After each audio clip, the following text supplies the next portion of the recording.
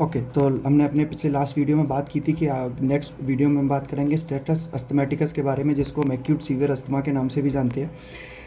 सब उस जानने से पहले कि क्या होता है, हम इन टॉपिक्स पर फोकस करेंगे कि स्टेटस अस्थमैटिकस क्या होता है, क्यों होता है, हम कैसे उसको डायग्नोज कर सकते हैं, उसका जो पेशेंट होगा उसका क्लिनिकल प्रेजेंटेशन क्या होगा, और एट लास्ट हम ट्रीटमेंट की बात करेंगे। तो सबसे पहले स्टार्ट करते हो कि स्टेटस अस्थमैटिकस है क्या। सबसे पहली बात, स्टेटस अस्थमैटिकस मेरे हिसाब से एक मिसनोमर नेम है, क्योंकि इसको एक्यूट सीवियर अस्थमा बोलना ज़्यादा अप्रोप्रिएट है, क्योंकि एक्यूट का मतलब होता है रैपिड ऑनसेट। सीवियरिटी आप जानते ही हैं कि किसी भी डिसीज़ की सीवियरिटी को हम कैसे डिनोट करते हैं, asthma is a regular asthma. तो जब अस्थमा का अटैक बार बार रैपिडली अगर किसी इंसान को होगा या किसी एलर्जन से होगा, तब हम उसको क्लासीफाई करेंगे एक्यूट सीवियर अस्थमा या फिर स्टेटस अस्थमैटिकस। उसके बाद सबसे पहली चीज़, ये एक मेडिकल इमरजेंसी है। मेडिकल इमरजेंसी मतलब पेशेंट को तुरंत हॉस्पिटलाइज करने की ज़रूरत है, अगर आप उसको घर पे रिलैक्स नहीं करा सकते हैं या रिलीफ नहीं दे सकते हैं। दूसरी चीज़, मेडिकल इमरजेंसी और severe form of asthma unresponsiveness, ये वर्ड ज़्यादा इंपॉर्टेंट है यहाँ पे, unresponsive to repeated course of bronchodilator. जैसा कि मैंने आपको पिछले वीडियो में बताया था कि हम अस्थमा के जो क्लास ऑफ ट्रीटमेंट है उसमें सबसे पहले ब्रोंकोडायलेटर्स देते हैं, जैसे कि बीटा 2 सिम्पैथोमिमेटिक ड्रग्स और एंटीकोलिनर्जिक ड्रग। अगर कोई पेशेंट उन ड्रग से रिस्पॉन्ड नहीं कर रहा है और उसको अस्थमा का अटैक बार बार हो रहा है, तो हम उसको क्या बोलेंगे, एक्यूट सीवियर अस्थमा। और स्टैंडर्ड जो अस्थमा के हमारे ट्रीटमेंट प्रोसीजर्स है उनको रिस्पॉन्ड नहीं कर रहा है। मैं आपको इसका मतलब समझाऊंगा कि जो पेशेंट है वो अनरिस्पॉन्सिव क्यों हो रहा है ब्रोंकोडायलेटर से। बट सब उससे पहले बात करने से पहले हम ये डिसाइड करेंगे कि इसको करेक्टराइज कैसे करते हैं। तो सबसे पहले जो करेक्टरिस्टिक फीचर होगा वो उसका क्या होगा, हाइपोक्सिया एंड डिस्निया। ये बहुत कॉमन सी बात है। सपोज करिए ये कोई एयरवे है, ये हमारा ब्रोंकस है, ये उसके एयरवेज है। अगर एयरवेज के अंदर किसी तरीके का म्यूकस प्लग या कोई ऑब्स्ट्रक्शन हो रहा है तो पेशेंट के अंदर ऑक्सीजन की कमी होगी, जिसकी वजह से हाइपोक्सिया होगा और उसको सांस लेने में प्रॉब्लम होगी, इसको बोलेंगे हम डिस्निया। बट डिस्निया का जो मेडिकल लैंग्वेज में क्लासिफिकेशन है वो ऐसे कि unpleasant awareness of respiratory movements is dyspnea along with difficulty in breathing. Not only difficulty in breathing is dyspnea, unpleasant awareness of the respiratory movements are also classified as dyspnea. ठीक है। दूसरा characteristic, जो patient होगा inability to speak होगा। मतलब अगर आप उससे पूछेंगे कि तेरा नाम क्या है, इस समय तुझे क्या फील हो रहा है, तो वो कंप्लीट सेंटेंस नहीं बना पाएगा, क्योंकि उसके अंदर डिस्निया हो रहा है। उसके जो रेस्पिरेटरी मूवमेंट्स है वो इनएप्रोप्रिएट है। जब रेस्पिरेटरी मूवमेंट्स इनएप्रोप्रिएट होंगे तो उसको लेरेंजोफेरेंजियल जो मूवमेंट्स है वो भी इनएप्रोप्रिएट होंगे, जिसकी वजह से उसकी वोकल कॉर्ड्स की जो ओपनिंग है वो प्रॉपरली नहीं हो पाएगी। और दूसरी चीज़, जो हमारा रेस्पिरेशन है ना, वो सेंट्रल नर्वस सिस्टम कंट्रोल करता है। मैं ऑटोनॉमिक फार्माकोलॉजी के अंदर नहीं जाना चाहूँगा क्योंकि इसमें बहुत टाइम लगेगा। तो जो हमारा रेस्पिरेटरी सेंटर है वो सीएनएस के अंदर प्रेजेंट होता है, और सीएनएस के अंदर ही हमारे मोटर कंट्रोल एरियाज होते हैं, जो कि हमारे मोटर फंक्शन और लैरिंग्स और फेरिंग्स और स्पीच की मसल्स को कंट्रोल करते हैं। तीसरा फीचर क्या होगा, हाइपर कार्बिया। नाम में समझ रहा, hyper means increase, carbia means carbon dioxide. तो increase in carbon dioxide in blood, जिसकी वजह से क्या होगा, एसिडोसिस, रेस्पिरेटरी एसिडोसिस। ठीक है। उसके बाद अगर हमने उसको सही टाइम पे हॉस्पिटलाइज नहीं किया या ट्रीट नहीं किया तो पेशेंट किस में पास होगा, रेस्पिरेटरी फेलियर में। इसलिए मैंने लास्ट में क्या लिखा है, progressive respiratory failure. Progressive respiratory failure का मतलब क्या होता है, धीरे धीरे धीरे पेशेंट की कंडीशन डेटोरिएट करती है। उसके बाद सेरेब्रोवास्कुलर ब्लड फ्लो डिक्रीज होगा, क्योंकि हमारे, अगर आपने कभी फॉरेंसिक पढ़ी होगी ना, तो फॉरेंसिक में हमारे 3 मेजर वाइटल सेंटर्स होते हैं, ब्रेन, लंग्स एंड प्यारा हार्ट। तो यहाँ पे जो लंग्स की वजह से हमारे अस्थमा की वजह से जो हमारे लंग्स में उसमें प्रॉब्लम हो रही है, जिसकी वजह से लंग्स की जो फंक्शनिंग है वो डेटोरिएट कर रही है, जिसकी वजह से ब्रेन और हार्ट के अंदर हमारे ब्लड सप्लाई जाना कम होगी, जिसकी वजह से सेरेब्रोवास्कुलर ब्लड फ्लो कम होगा। इसी वजह से हमने उसको पहले बोला था मेडिकल इमरजेंसी, क्योंकि इन 3 में से किसी भी वाइटल सेंटर की फंक्शनिंग में अगर डेटोरिएशन आएगा, चाहे वो ब्रेन हो, चाहे वो लंग्स हो, चाहे वो हार्ट हो, तो हम उसको मेडिकल इमरजेंसी की तरह ट्रीट करेंगे। ऐसी सेम जब आप सीएनएस फार्माकोलॉजी पढ़ेंगे तो उसके अंदर एक टॉपिक आएगा एपिलेप्सी। एपिलेप्सी के अंदर भी सेम आपको एक ऐसा ही टर्म मिलेगा, स्टेटस अस्थमैटिकस की जगह status epilepticus. Same, acute severe attacks of epilepsy in a very short duration of time. दूसरी चीज़, जब हम ऐसे पेशेंट को ऑस्कल्टेट करेंगे, या जो पेशेंट है वो स्टेटस अस्थमैटिकस के अंदर पास कर रहा होगा, तो उस टाइम में जो ऑस्कल्टेट करेंगे हम उसको स्टेथोस्कोप से, तो उसकी साउंड कैसी आएगी, रेस्पिरेटरी साउंड, वीजिंग साउंड। ये बहुत इंपॉर्टेंट वर्ड है, wheezing sound, due to airway obstruction by spasmogenic chemical mediators during early phase of hypersensitivity और अस्थमा। इसका मतलब क्या है, मैं समझाता हूँ। सपोज ये हमारा रेस्पिरेटरी ट्री है, ठीक है, फॉर एग्जांपल इसके बहुत सारे ब्रांचेज है, रेस्पिरेटरी, ब्रोंकियोल, कुछ भी। अगर हम किसी भी पार्ट में उस रेस्पिरेटरी ट्री की हमने एक ऑब्स्ट्रक्शन लाया, चाहे वो म्यूकस प्लस का ऑब्स्ट्रक्शन है, जब जो स्मूथ मसल्स है ब्रोंकस की वो इतनी ज़्यादा स्पास्टिसिटी क्रिएट कर चुकी है कि जो ल्यूमन है वो ऑब्लिटरेट हो गया है, इनमें से किसी भी रीज़न की वजह से अगर ऑब्लिटरेशन होगा तो जो हमारे एयर है वो एक नैरो स्लिट से पास करेगी। जब किसी भी एयर को नैरो स्लिट से पास कराया जाता है तो हमें वीजिंग साउंड सुनाई देती है। अगर आपने कभी विसल को देखा हो या फिर फ्लूट्स को देखा हो तो उसके अंदर एयर को बहुत नैरो स्लिट से पास कराया जाता है, जिसकी वजह से वीजिंग साउंड आती है। इसलिए हमें ऑस्कल्टेट करेंगे तो वीजिंग साउंड सुनाई देगी। तो स्टेटस अस्थमेटिकस क्या है, हमने ये समझा भी कि एक मेडिकल इमरजेंसी है या फिर सीवियर फॉर्म ऑफ अस्थमा है जो कि अनरिस्पॉन्सिव है। किसके, मैंने अनरिस्पॉन्सिवनेस की स्पेलिंग गलत लिख दी है शायद, अनरिस्पॉन्सिव है किसके, ब्रोंकोडायलेटर्स और स्टैंडर्ड अस्थमा के ट्रीटमेंट्स में। किस किस से करेक्टराइज्ड होगा, बहुत कॉमन सी बात है, हाइपोक्सिया होगा, डिस्निया होगा, patient is inability to speak full sentences, hypercarbia होगा, मतलब कार्बन डाइऑक्साइड का लेवल ज़्यादा होगा जिसकी वजह से रेस्पिरेटरी एसिडोसिस होगी। अगर पेशेंट को हॉस्पिटलाइज नहीं किया गया या सही टाइम पर ट्रीट नहीं किया गया तो रेस्पिरेटरी फेलियर में पास होगा पेशेंट। उसके बाद सेरेब्रोवास्कुलर ब्लड फ्लो कम होगा, सेरेब्रोवास्कुलर ब्लड फ्लो कम होगा तो क्या होगा, पेशेंट्स को कन्फ्यूज़न फील होगा, लॉस ऑफ अलर्ट, जैसे बोलते हैं ना चक्कर आए, वर्टाइगो, ये सारी उसको चीज़ें फील होंगी। अब इसके आगे हम जाने से पहले डायग्नोसिस में हमने थोड़ा सा ऑस्कल्टेशन की बात कर लिया है कि जो वीजिंग साउंड है वो सुनाई देगी। हम कैसे जानने, वाई जानने से पहले ये जानेंगे कि इसका ट्रीटमेंट क्या, क्योंकि बहुत सारे लोग ना फार्माकोलॉजी की वीडियो सिर्फ उसके ट्रीटमेंट की वजह से देखते हैं। तो पहले हम ट्रीटमेंट की बात करेंगे, उसके बाद मैं समझाऊंगा कि अनरिस्पॉन्सिव क्यों होता है और ट्रीटमेंट यही क्यों होता है जो हम देते हैं।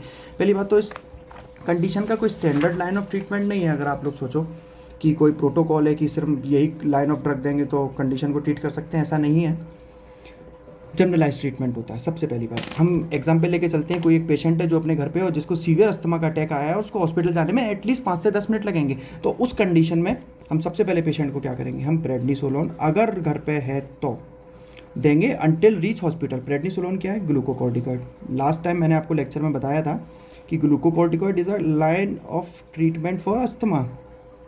Prednisolone is a glucocorticoid.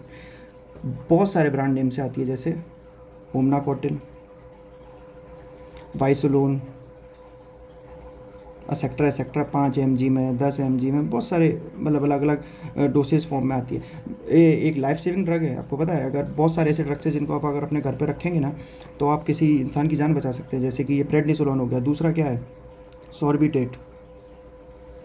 सॉर्बिटेट is a nitroglycerine. जो एंजाइना के पेशेंट्स होते हैं उनको सबलिंगुअल दे के तुरंत रिलीफ करा सकते हैं हम सॉर्बिटेट से। कोई भी एंटी हाइपरटेंसिव ड्रग जैसे एम्लोडिपिन,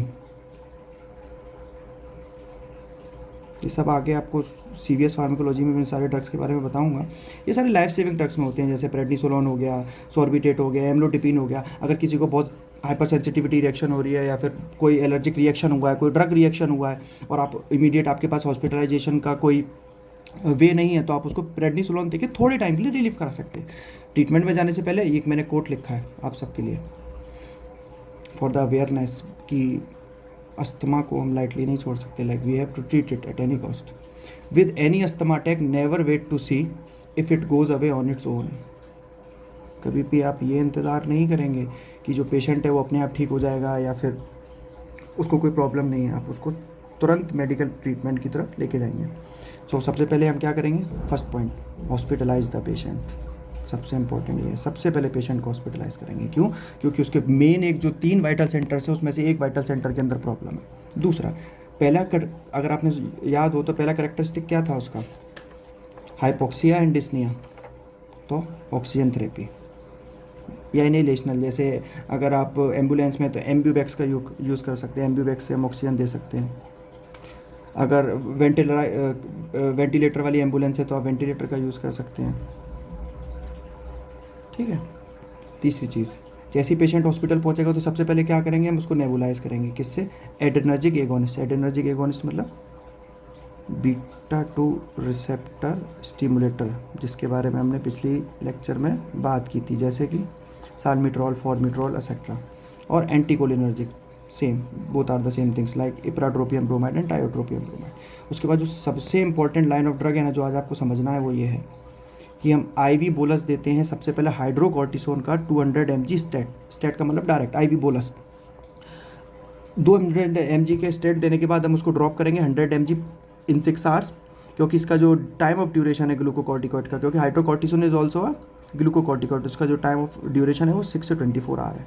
जैसे ही इसकी पेशेंट को रिलीफ मिल जाएगा तो हम उसको किस पे शिफ्ट करेंगे, ओरल ग्लूकोकॉर्टिकॉइड्स पे कितने दिन के लिए, 5 से 7 दिन के लिए। और इसके बाद या तो सडन डिसकंटिन्यू करेंगे या फिर जो उसका रूल है हम टेपरिंग करेंगे, क्योंकि स्टीरॉइड्स को कभी सडन विड्रॉ नहीं किया जाता, टेपर किया जाता है। ठीक है, उसके बाद हम आईवी फ्लूइड थेरेपी देंगे इसको करेक्ट करने के लिए, डिहाइड्रेशन के लिए। साथ में सोडियम बाइकार्बोनेट देंगे। सोडियम बाइकार्बोनेट क्यों देंगे, क्योंकि जैसे मैंने आपको अभी बताया था कि हाइपरकार्बिया होने की वजह से क्या हो रहा है, रेस्पिरेटरी एसिडोसिस हो रही है पेशेंट को, रेस्पिरेटरी एसिडोसिस हो रही है। उस रेस्पिरेटरी एसिडोसिस को ठीक करने के लिए हम सोडियम बाइकार्ब देंगे। उसके बाद पोटेशियम देंगे। पोटेशियम क्यों देंगे, क्योंकि जो हम यहाँ पे ब्रोंकोडायलेटर्स दे रहे हैं नेबुलाइजर के थ्रू, जैसे साल्ब्यूटामोल और सॉल्मिट्रॉल, वो क्या करते हैं, हाइपोकैलेमिया कॉज करते हैं पेशेंट के अंदर, हाइपोकैलेमिया कॉज करते हैं। इसकी वजह से हम सोडियम थेरेपी देंगे। तो सबसे पहले हम क्या करेंगे, जो लाइन ऑफ ट्रीटमेंट है ना अस्थमा का वही रहेगा। मैंने बताया ना, इसका कोई प्रॉपर प्रोटोकॉल नहीं है कि आप यही ड्रग देंगे या कोई स्पेशल ड्रग बनाया गया उस कंडीशन के लिए। ये कंडीशन बेसिकली बस है वही कि अगर आप किसी के अस्थमा को कंट्रोल नहीं कर पा रहे हैं या उसकी बॉडी में बहुत ज़्यादा एक्सपोजर हो गया है किसी एलर्जन का एट मोमेंट ऑफ टाइम, और उसकी जो अस्थमा का रिस्पॉन्स है वो बहुत हाइपर रिस्पॉन्डिव हो गया है, तब क्या करेंगे। तो उस कंडीशन को हमने बोल दिया एक्यूट सीवियर अस्थमा अटैक। तो हमारा जो लाइन ऑफ ट्रीटमेंट है वो तो वही रहेगा, या तो हम ब्रोंकोडायलेटर्स देंगे या ग्लूकोकॉर्टिकॉइड्स देंगे। बट यहाँ पे बस चेंज इतना होता है कि पेशेंट को जल्दी रिलीफ देने के लिए हम ग्लूकोकॉर्टिकॉइड्स पे लाते हैं, जबकि नॉर्मली अगर कोई अस्थमा का पेशेंट है उसको सीवियर अटैक नहीं हो रहा तो हम ग्लूकोकॉर्टिकॉइड्स के ऊपर लेके नहीं आते हैं। उसका रीज़न मैं अभी आपको बताऊंगा कि ग्लूकोकॉर्टिकॉइड्स के ऊपर लेकर क्यों नहीं आते हैं और इस कंडीशन में ग्लूकोकॉर्टिकॉइड्स के ऊपर लेकर क्यों आते हैं। तो ट्रीटमेंट हम यहाँ पे समझ गए होंगे कि हम सबसे पहले नेबुलाइज करेंगे पेशेंट को, किससे, बीटा-2 साल्मेट्रॉल या इंजेक्शन, इन सारी चीज़ों से। फिर आईवी देंगे हाइड्रोकॉर्टिसोन 200 mg स्टेट। आईवी क्यों देंगे, क्योंकि अगर आपने routes of administration of drug पढ़ा हो ना, तो आईवी के अंदर जो बायो अवेलेबिलिटी है वो कितनी होती है किसी ड्रग की, 100%। क्यों, क्योंकि वो फर्स्ट पास मेटाबॉलिज्म से पास नहीं करता है, और जो टाइम ऑफ एक्शन है वो जल्दी रीच होता है, प्लाज्मा कंसंट्रेशन जल्दी आती है, इसलिए हम आईवी देंगे।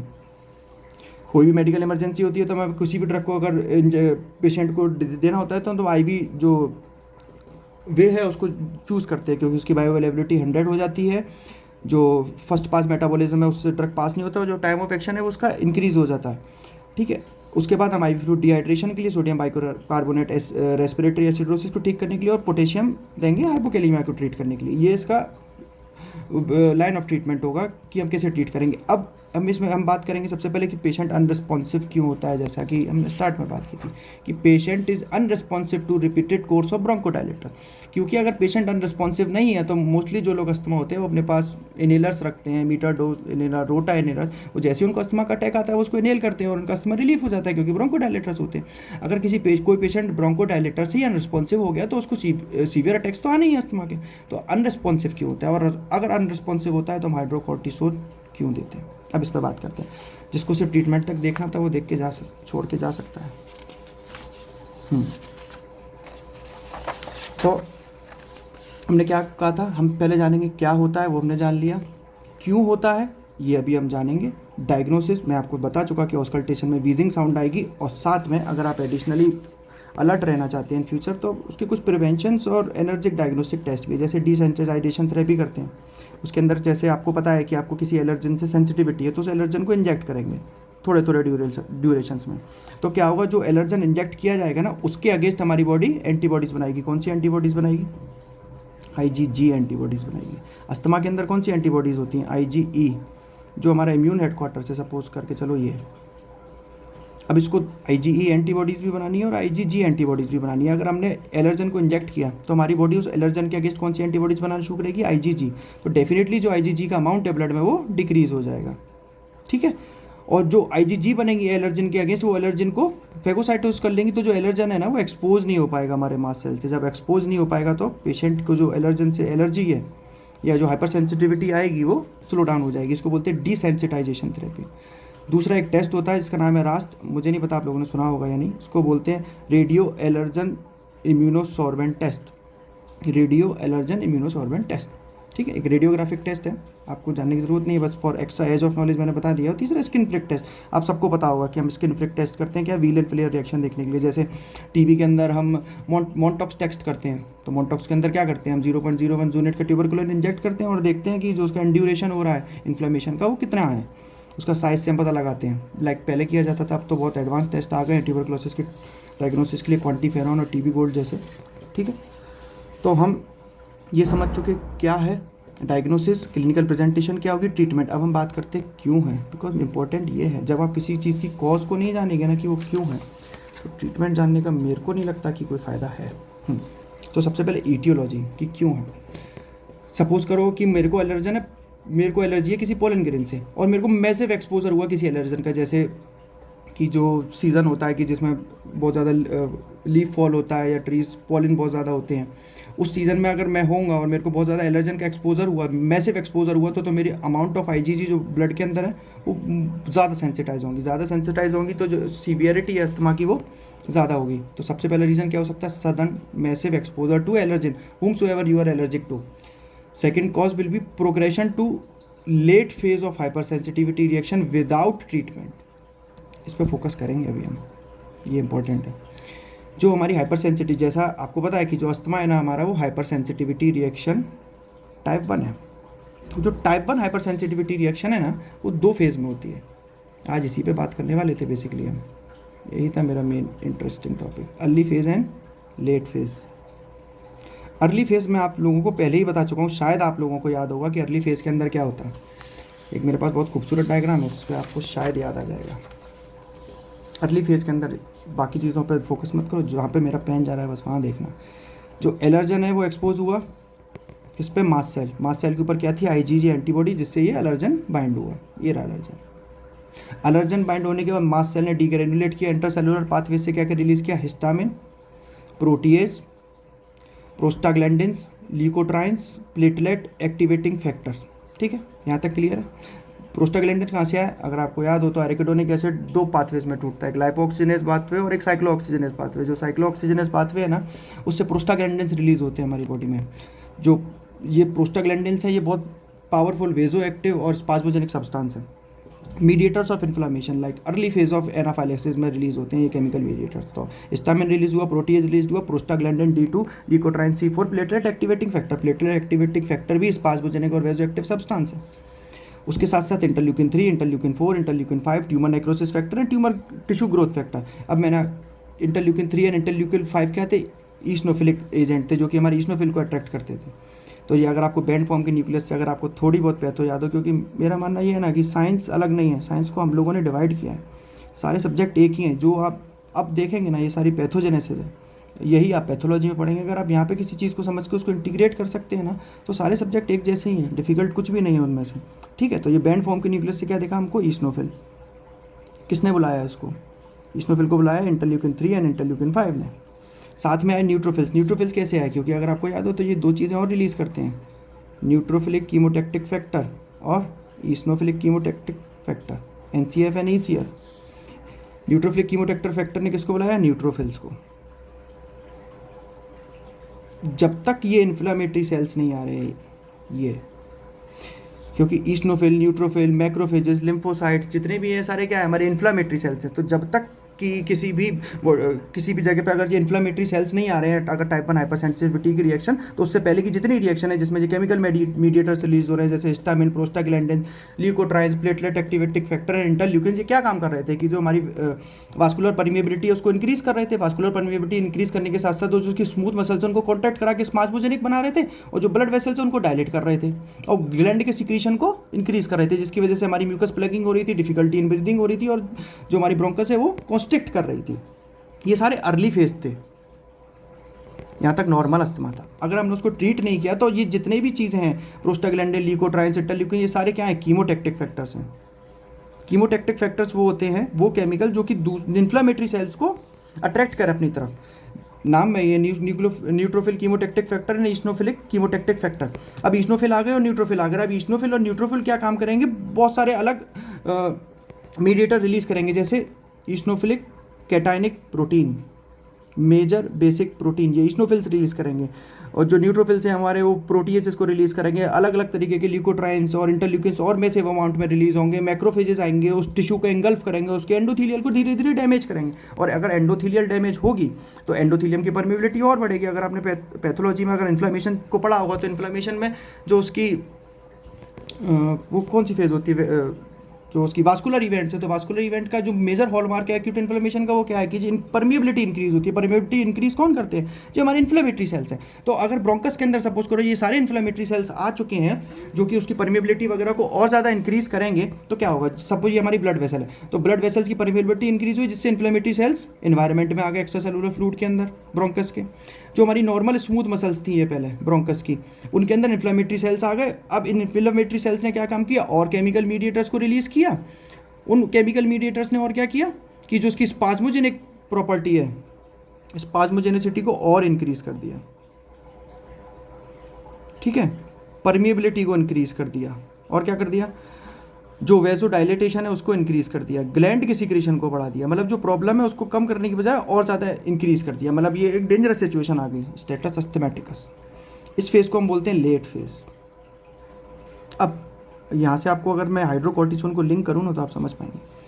जो हमारे इन्फ्लेमेटरी सेल्स हैं, ईस्नोफिल्स और न्यूट्रोफिल्स हैं ना, ये हमारे इन्फ्लेमेशन की प्रॉपर्टी हैं। मतलब इन्फ्लेमेटरी सेल्स है तो इन्फ्लेमेशन की प्रॉपर्टी हैं, और इन्फ्लेमेशन को हम सिंपल ब्रोंकोडायलेटर्स देकर रिलीफ नहीं करा सकते।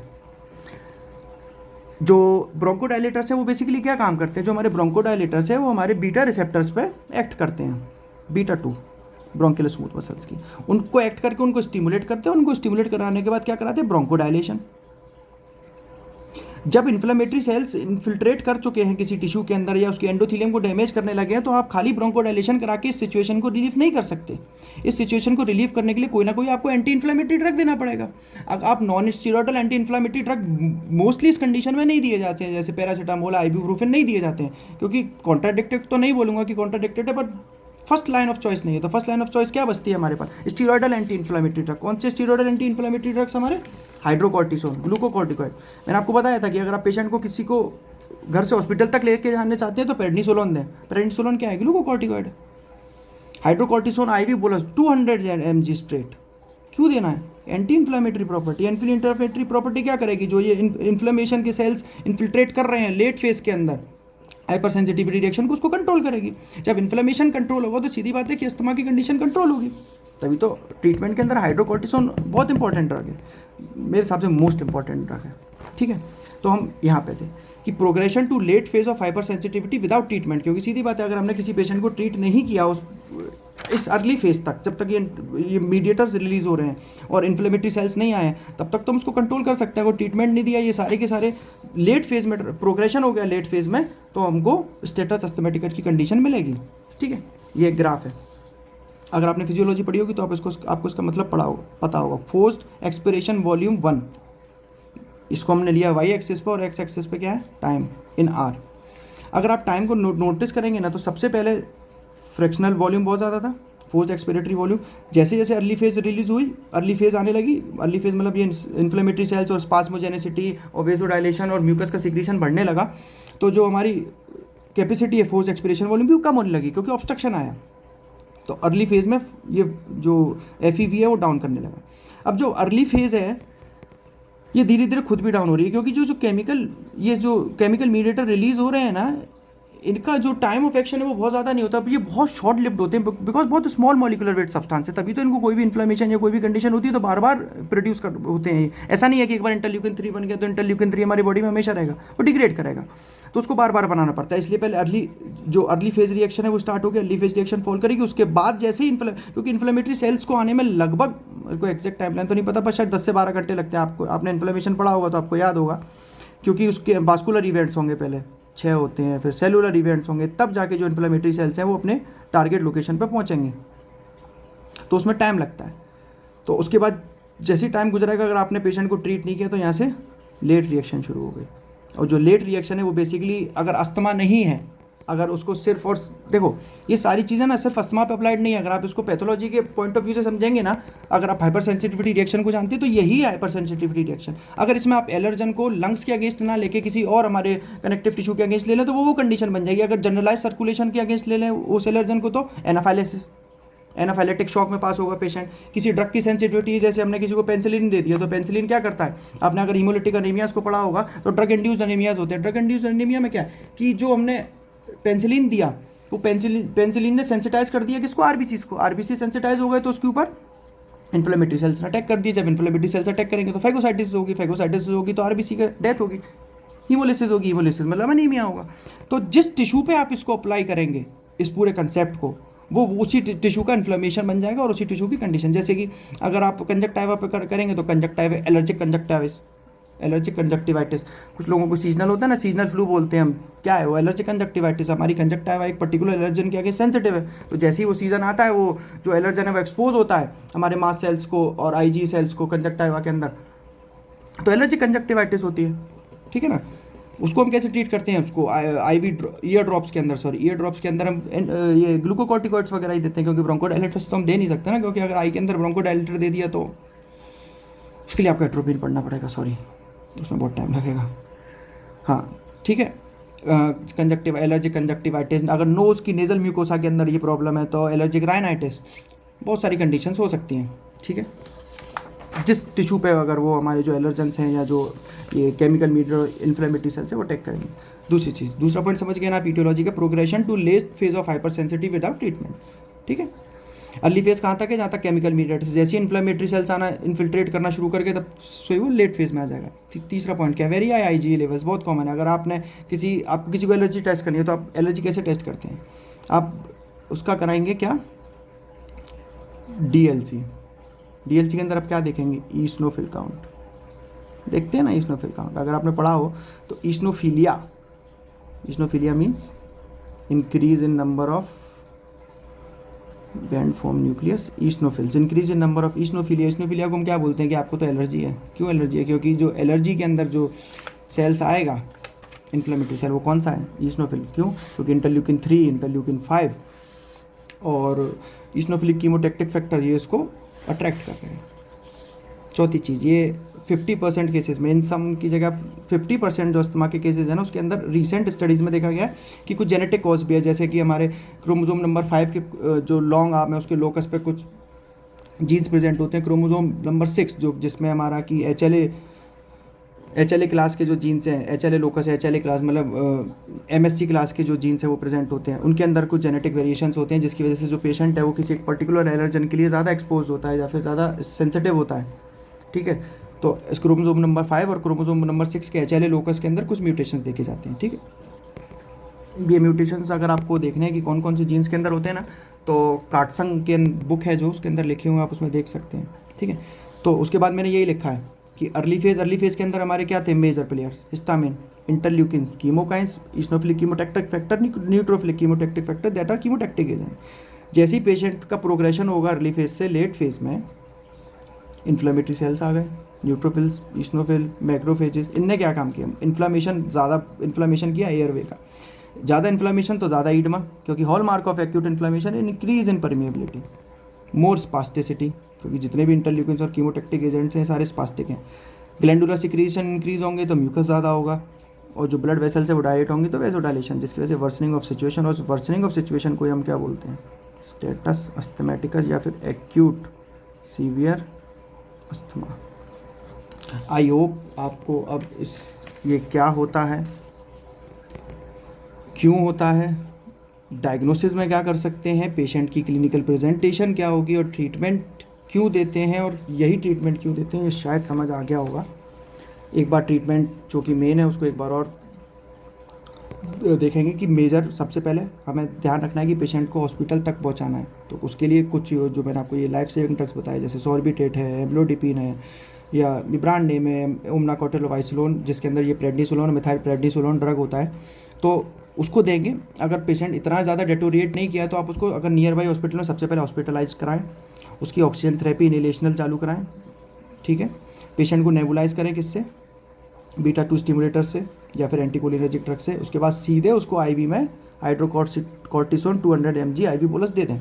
उसके बाद उसको शिफ्ट करें डोसेज को 100 mg पे, क्योंकि अगर आप देखेंगे तो 200 mg बहुत बड़ी डोसेज है ग्लूकोकॉर्टिकॉइड्स की। नॉर्मल डोसेज इनकी 5, 10, 20, 40 इतनी रहती है। 200 mg ग्लूकोकॉर्टिकॉइड बहुत, अगर कोई बस इसमें कॉन्ट्रा इंडिकेशन याद रखना कि पेशेंट उस मोमेंट ऑफ टाइम पे हाइपरटेंसिव ना हो, क्योंकि अगर हाइपरटेंसिव हुआ ना तो ग्लूकोकॉर्टिकॉइड उसकी कंडीशन को वर्स कर देंगे। बस पेशेंट ये हाइपरटेंसिव ना हो, डायबिटीज़ चेक करना है, उसकी ब्लड ग्लूकोज लेवल, तो इन सारी चीज़ों को करने से पहले ना उसके सारे वाइटल पैरामीटर्स जो हैं उनको चेक करना होता है। ऐसे ही नहीं है कि बस लगाया और बोलस ठोक दिया।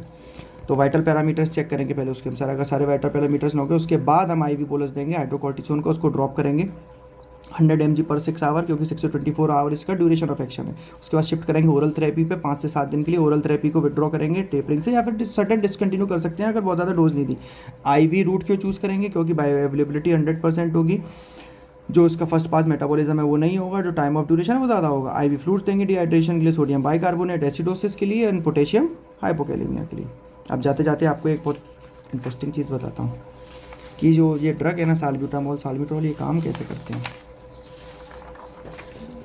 केमिकली कैसे काम करते हैं। मैंने बोला ना सारे सब्जेक्ट लिंक है, चलो लिंकिंग देखते हैं। ये हमारी सपोज करो ब्रोंकियल स्मूथ मसल्स की टोन है, ठीक है। ये है ब्रोंको डायलेशन और ये है, आप छोड़ के जाना चाहे तो जा सकते हैं, बस मैं एक एक्स्ट्रा एज दे रहा हूँ, मुझे लगता है कि देनी चाहिए। तो ब्रोंको डायलेशन और ब्रोंको कॉन्स्ट्रिक्शन, जो हमारा ब्रोंको डायलेशन है ना वो मेजरली फंक्शन है कि सेल के अंदर cyclic EMP, cyclic adenosine monophosphate का लेवल कितना है। अगर साइक्लिक एडिनोसाइन मोनोफॉस्फेट का लेवल ज़्यादा है तो जो मसल्स है वो डायलेट होंगी।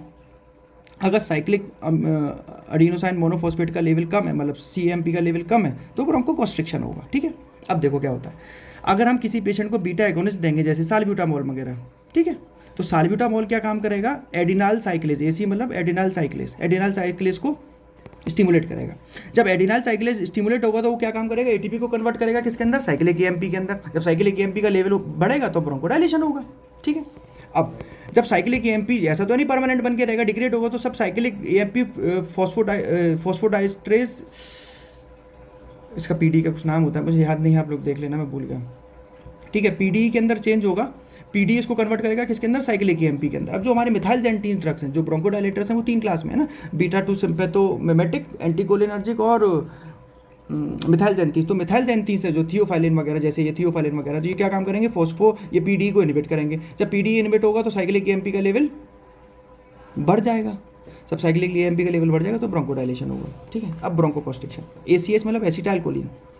ब्रोंकोडायलेटर्स की क्लास ऑफ ड्रग है एंटीकोलिनर्जिक मतलब जो इस एसिटाइलकोलिन को इनहिबिट करेंगे। अब एसिटाइलकोलिन का नॉर्मली जो फंक्शन होता है वो क्या काम होता है कि जो हमारा ब्रोंकोकॉन्स्ट्रिक्शन कराना, क्योंकि डायरेक्ट नर्व एंडिंग्स पे एक्ट करता है स्मूथ मसल्स की, क्योंकि न्यूरोट्रांसमीटर जो होते हैं हमारे उसमें कौन एक्ट करता है, एसिटाइलकोलिन, तो डायरेक्ट न्यूरोट्रांसमीटर्स पे एक्ट करेगा और न्यूरोट्रांसमीटर पे एक्ट कराने के बाद ब्रोंकोकॉन्स्ट्रिक्शन कराएगा।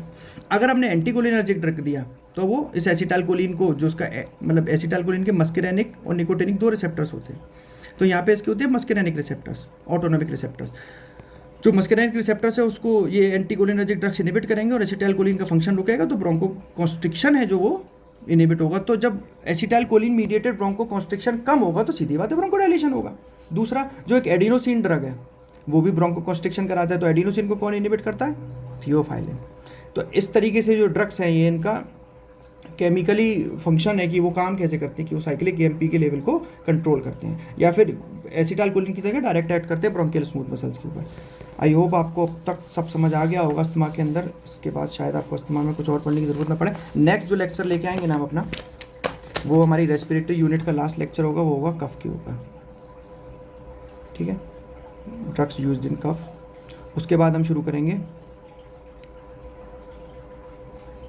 Kidney diuretics. बताऊं, अनदर लाइफ सेविंग ड्रग।